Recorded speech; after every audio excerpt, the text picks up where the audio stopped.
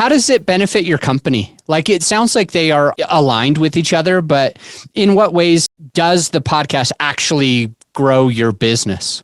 Well, I'll tell you what, I was at an event this past weekend in Orlando, and there was 950 people there, something like 850 people. And I must have had at least a dozen people come up to me and mention my podcast. Oh man, listen to your podcast. I'm like, I don't know who these people are, right? I'm like, oh, holy crap, really? That's awesome. That is really cool. Yeah, people come up and it was so easy to connect with them, right? Once they saw my name, like, oh shoot, like, yeah, you got a podcast, and I listened to it, and it's just a lot easier to connect, especially since I'm there and I buy apartments.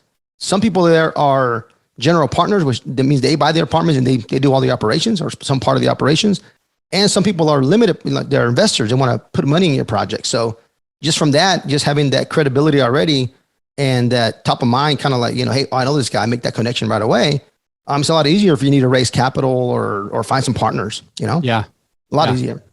Why do you call it the naked truth? Like, how does that help you stand apart from other podcasts? Because that's the big thing that I want our listener to do is I want to make sure that they're finding a way to see everything else that's out there, but to still start a podcast in that same genre, but to find their little niche. So what is the Naked Truth doing that's different from some of the other real estate podcasts? Yeah, I always just think, just be yourself, right? So, how could I be myself? And I just thought about that. I just thought about, that name, right? I said, okay, how can you be transparent?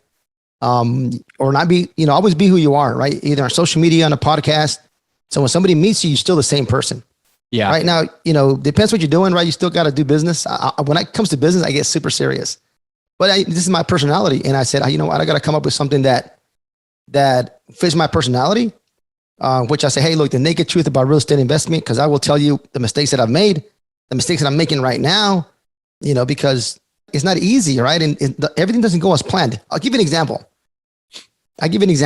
When I meet somebody or I know somebody, and you're together with your spouse, the guy will be like, hey, so how are you guys doing? How are you guys doing? The guy's like, oh, we're doing great.